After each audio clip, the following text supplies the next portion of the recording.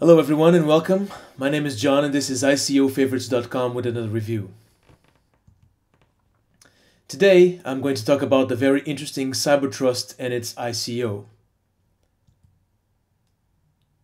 Cybertrust is a blockchain application and today we're going to talk a little bit about it. First, the contents of this presentation. First, we're going to talk about what is Cybertrust. I'm going to give you an insight on the background of this application, the status quo reigning right now, the Cybertrust proposal, features of Cybertrust, the issue of securitization, crowd sale description, budget allocation, and of course, as usual, the opportunities. So what is Cybertrust? Cybertrust is a group of companies which has created an innovative financial product to help all institutional investors to get involved in crypto markets right now. Crypto finance needs to integrate with traditional sources of capital, and Cybertrust has the ideal solution. A crypto asset-backed derivatives called the global crypto notes, the GCNs from now on. Cybertrust offers a full package of services to allow crypto asset management on traditional financial markets. So what happens is that Cybertrust acts as a bridge between the traditional and the crypto financial markets. That's the main core task of Cybertrust. Despite the explosive growth of Bitcoin and other cryptocurrencies, these currencies have experienced over the last few years, banks and family offices, pension and sovereign wealth funds and other institutional clients have all sat on the sidelines. Their reticence stems from several key inherited disadvantages. No titled audible ownership, clearing and settlement risks are abnormal, there's no process of judicial recovery, risk of theft via cybersecurity breach. Well, these are very common disadvantages of the new cryptocurrencies. So Cybertrust has solved these problems with the solution to bring institutional investor capital to crypto markets via the crypto asset securitization. This is the key word to retain, securitization. I will dig deeper into it later on. Cybertrust offers a legitimate and simple way to acquire and manage such digital assets, including existing legal, tax, compliance, and IT frameworks. The product, I'm sure, will open new doors for investment and could be the missing link in the evolution of the crypto economy, since it removes the current barriers between old investment markets and the crypto market. Using securitization, crypto assets become derivative financial products, global crypto notes, which are legitimate and transparent from a compliance and legal perspective. These crypto asset-backed derivatives can be placed on the books of an organization, can be audited, and are also inheritable and offer clarity on tax impact, in addition to reducing counterparty risk for clearing and settlement of crypto assets via the traditional institutional framework. I'm pretty sure that banks do not have the necessary IT structure to manage private key security for crypto assets.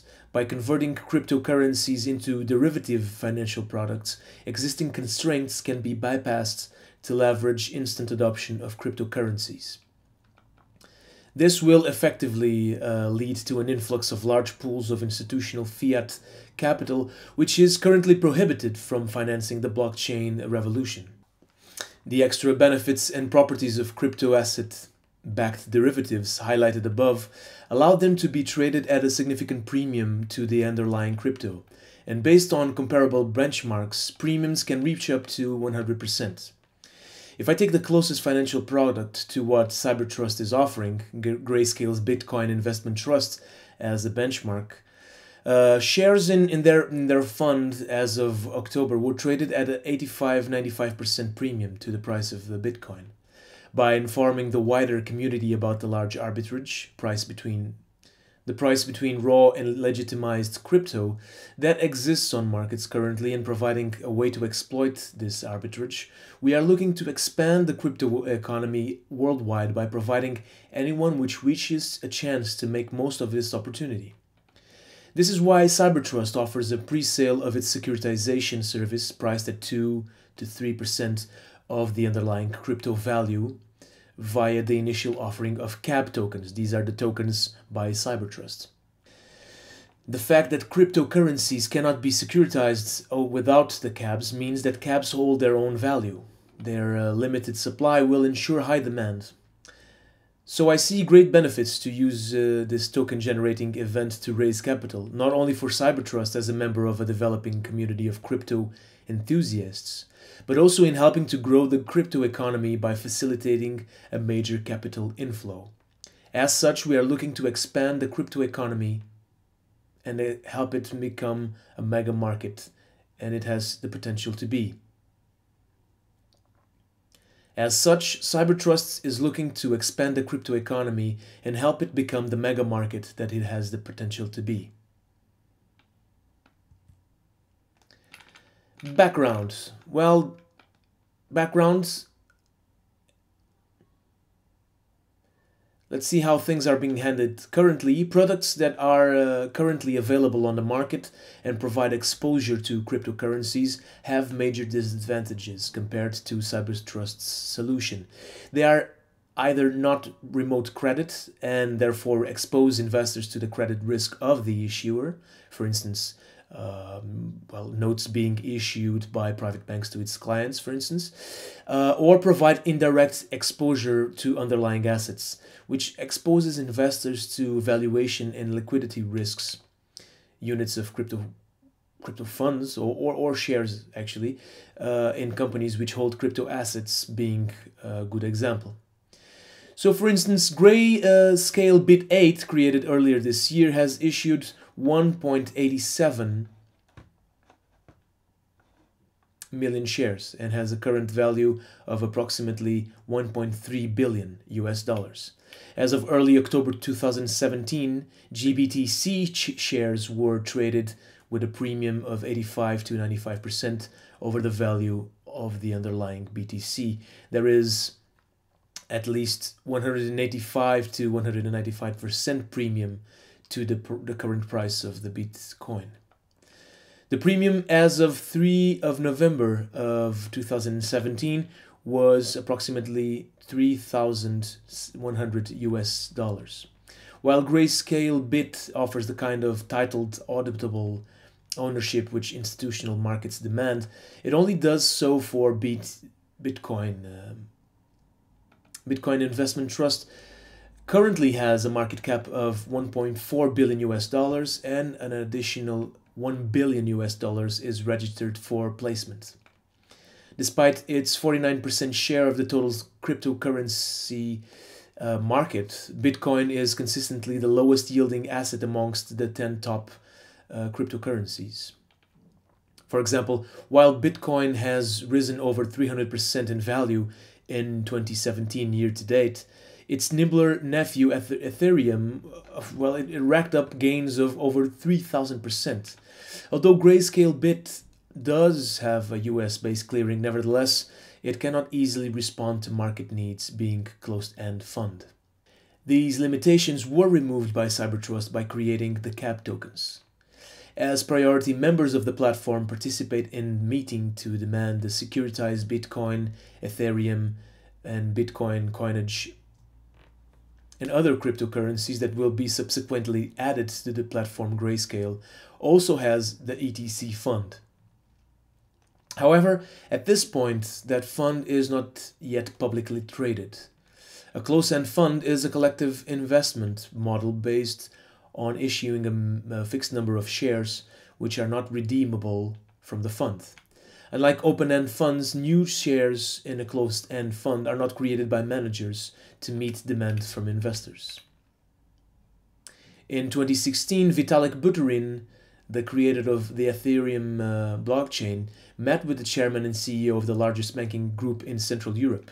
This meeting led to the CEO showing an interest in blockchain technology, particularly in Ethereum. He was contemplating a substantial investment into the Ethereum ecosystem.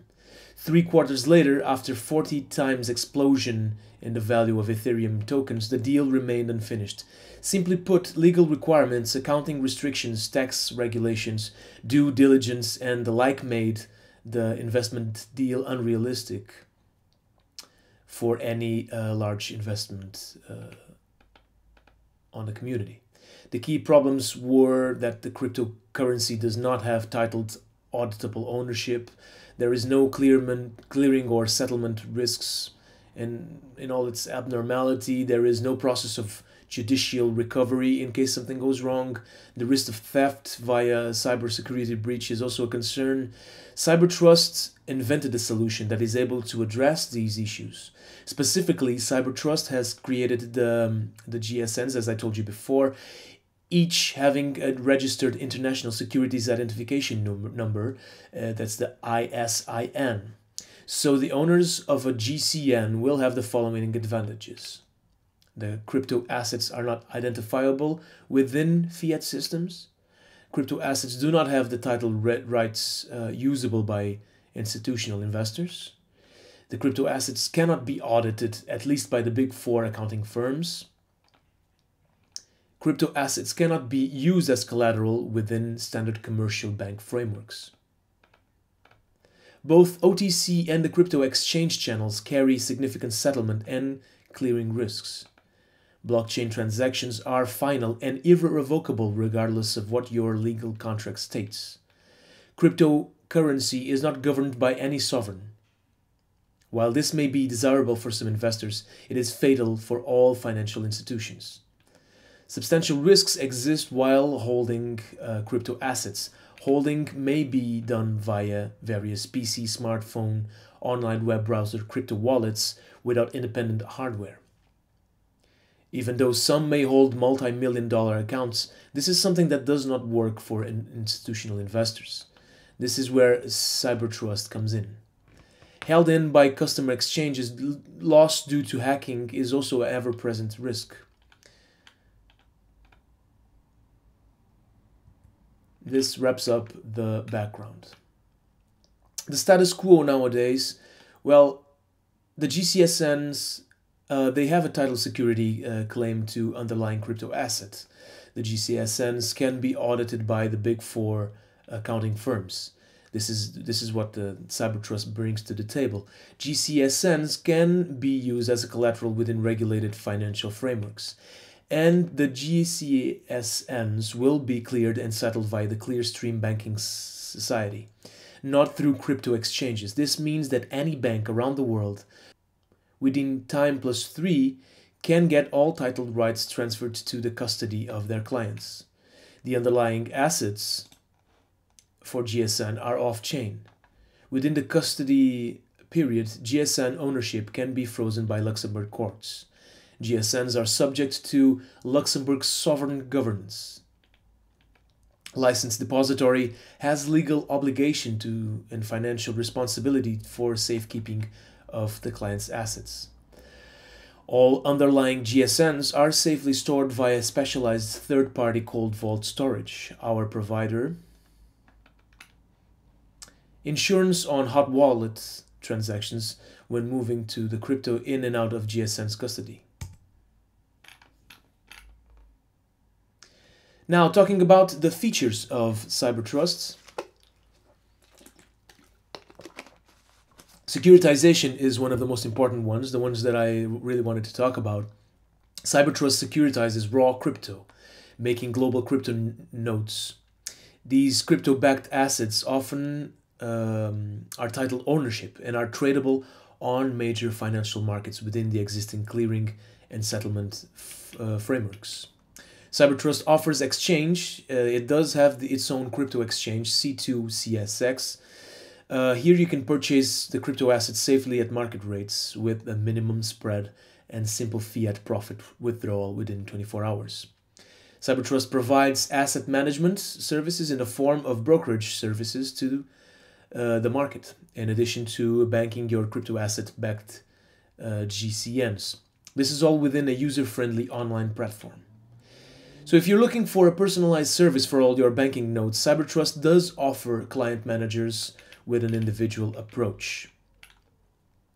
So they are really working as a mediation platform between customers and service providers. Cybertrust invented a solution that is able to address these issues. Specifically, Cybertrust has created the GSNs, having them registered on the ISIN. Then the owners of the GSN will profit from all those advantages that I told you before. So now the big thing, crypto securitization. This is a new concept being pioneered by Cybertrusts. The idea is to take Cybertrust and the crypto technologies off the internet, put it into a Swiss-based ex-nuclear bunker, and via a Luxembourg-based legal and tax structure, issue securities that give their owners rights to claim the crypto if they want to. Wow. The new financial security is created to solve many regulatory, compliance, accounting, and tax issues. So why the token and crypto securitization? Because it sounds weird to talk about bunkers and stuff when we're actually talking about making something digital. It is needed mostly for institutional investors, the securitization. A large crypto fund has hundreds of millions in crypto assets which cannot be put on accounting books. These large investors have problems booking crypto to their balance sheets, sending and receiving money via traditional bank accounts, and so on. Additionally, many fund managers have strict investment mandates, like the need for risk-free clearing, task impact clarity, and regulatory compliance. Securitization of this crypto solves the above. Using the technology of blockchain on a high level, the solution is building a real bridge between the traditional financial infrastructure with the blockchain assets. Cybertrusts are starting with Bitcoin, Ethereum, and Bitcoin Cash, and will add all top 20 blockchain assets by the end of 2018. Cybertrust also uses Ethereum for front and end client services and opening accounts at Cybertrust, moving in crypto funds, and initiating conversations. In the second phase, Cybertrust plans to execute a decentralized investment banking protocol. The first step is to open a gateway between crypto and real traditional infrastructure. As soon as this is done, Cybertrust will put it on a decentralized protocol. That's going to be a risky change. Going further into securitization, the steps you need to do to generate the CABS tokens: you'll have to open an account with Cybertrust, deposit your cryptocurrency, and join the securitization. The Cybertrust CABS token will be issued as a standard ERC20 token on the Ethereum blockchain, supported by all ERC-compliant wallets. So this is what you have to do. First, you'll have to open an account with Cybertrust, comply successfully with the KYC and AML requirements, configure your safety settings, then deposit your cryptocurrency. The cryptocurrency should be the underlying asset for the desired GCNs. You can also use Cybertrust as just a custody for your cryptocurrency, especially useful for those who just invest in cryptocurrencies and are really not active in trading them. So after that, you just have to join the securitization. By providing the CABS tokens, you can join an open securitization pool, if it's available, with the deposited cryptocurrency, or wait for an announcement of an upcoming securitization pool. Indicate how many cryptocurrencies you want to securitize, provided that one CABS token entitles you to securitize 1 Bitcoin or equivalent quantities of other selected and deposited cryptocurrencies. As the securitization pool closes, so example given, the BTC GSNs are issued and credited to your account in exchange for the indicated amount of Bitcoin, and the relevant amount of CABS tokens becomes the underlying claim for your BTC GSN. Further optional steps: so you can also hold the BTC GSN as a store value investment with an open-ended option to redeem your GCN and get the underlying BTC back. Cybertrust can buy your BTC GSN and wire out fiat or buy BTC at the spot market and send you back that BTC. If you are by perchance you're a qualified investor, then you can use the BTC GSN to move that BTC GSN out of the Cybertrust account to your other broker accounts and trade as usual, or to go and construct further financial products. Pardon me. Cybertrust expects significant demand from crypto derivatives to evolve over time. The crypto securitization model will be instrumental in the development and proliferation of structured products and crypto derivatives, such as Facebook equity that denominated in BTC, Apple debt denominated in Ethereum, T-bills and Bitcoin terms, etc. Futures and options on crypto assets based on GCNs will have a title linked to the underlying assets, thus fueling demand from institutional investors. The global market for derivatives is estimated at $500 trillion US. And the estimation of ICO favorites is that the crypto derivatives can capture at least 1% of this market, which implies that the equivalent to $5 trillion US of underlying crypto derivatives within 5 years. Crowd sale description, as I told you before, the name of the token is CABS. It will be an ERC20 token. Unfortunately, the currency, the ICO, is currently on hold. The ERC20 token is created to fuel the securitization platform. One CABS gives its owner the ability to convert one Bitcoin equivalent into the GSNs, as I said before. This token has three roles, mainly. It permits accredited investors to securitize major cryptocurrencies at a 2.4% premium cost, as opposed to paying 50% or 100% premium to Grayscale Bit. It also provides the broader public priority on the size of this premium. And it also forms the basis for a community which would be interested to create and promote new synthetic and derivative crypto products. Talking about the team, Cybertrust founders have already created C2CX crypto exchange, assisted with the creation of Skycoin, built a number of IT businesses, including ITR China, and they're involved in the largest digital print-on-demand publisher in Russia, with sales over 1.5 billion rubles. On the financial side, the founders of Cybertrust work at KPMG in corporate finance, the Boston Consulting Group, as well as a built investment bank in Ukraine. So a lot of experience in the financial business. Here's the budget allocation.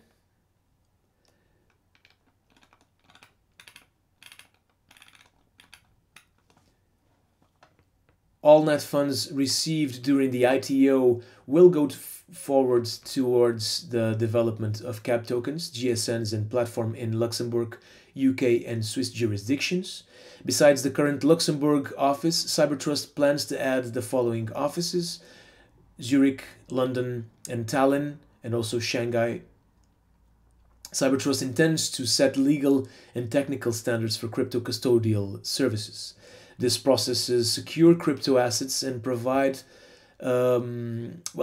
title ownership for the crypto asset-backed securities with the legal necessary tax, KYC, and AML regulatory features. As a consequence, these securities then provide access to liquid traditional markets with a significant reduction in trading, settlement, and clearing risks. The minimum required for investment is system development, Ethereum front and back office automation, and the sufficient funds are not received. They will be returned to the ITO participants. The basic case is to be able to offer gateways into clearing steam banking society and the OTC markets. To commence the GSN OTC distribution, Cybertrust will be needing working capital. Funds in that amount will use 15 million Swiss francs to enable Cybertrust to launch the first securitization pool in Bitcoin, Ethereum, and Bitcoin currency. Additional funds are required for the development of product distribution facilities and capabilities. This is important because a wide range of global institution investors still have low awareness of crypto assets, and they have a lot of embedded misconceptions. Professionally explaining the benefits of cap tokens will require time, effort, and capital. Cybertrust plans to target family offices, hedge funds, and sovereign wealth funds. The advanced scenario is to get brokerage licenses in Luxembourg and Commodity Future Trading Commission license in the United States. Cybertrust plans to launch similar securitization products for Litecoin, NEM, Dash, NEO, Monero, and Stratis, and other selected cryptocurrencies. Funds will be directed for both legal securitization setups and OTC market making, as well as distribution to institutional direct sales teams worldwide. Activity at this level would require at least a Luxembourg bank custody license. This would allow Cybertrust to become a major hub and key financial institution connecting crypto assets and the fiat world. A wide variety of institutional investors and existing crypto holders will benefit from Cybertrust as a bridge between traditional fiat and crypto asset markets. In general, Cybertrust will separate the usage of funds into two major parts: the operating expenditures, OPEX, which are those that are needed to sustain all business activities, and capital expenditures, CAPEX, which are those that are needed to set up the business. No news there. According to our financial research, we suppose that Cybertrust will get the total OPEX for 2018, and it will consist of the following major parts: hiring and salaries, business development, and operational costs. Marketing activities and promoting the product will be a big share of the proceedings. Cybertrust will need these funds to inform the world about what they're doing and to attract institutional capital that is looking for a way into crypto markets. For this, Cybertrust will participate in conferences and pitches to investment funds, in addition to creating partner projects and promotion of PR campaigns in business media.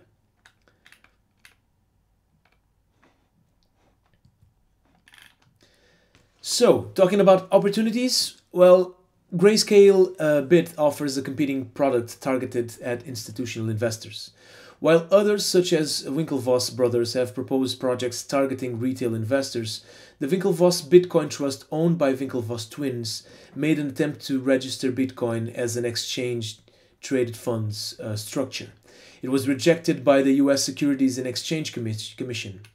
That commission stated that first, the exchange must have a surveillance sharing agreements with significant markets for trading an underlying commodity or derivatives on that commodity. And second, those markets, Bitcoin markets, must be regulated.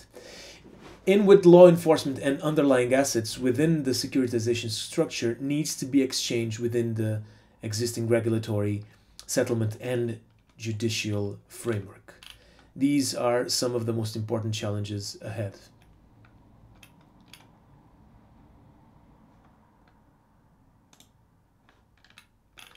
So this is the end of our presentation. This is the addresses that you can use to find more information about Cybertrust, cybertrust.io, or the usual ICOfavorites.com. I hope you have learned from this review. Thank you very much. There are more reviews available in ICOfavorites.com. Thank you very much for watching, and have a good night.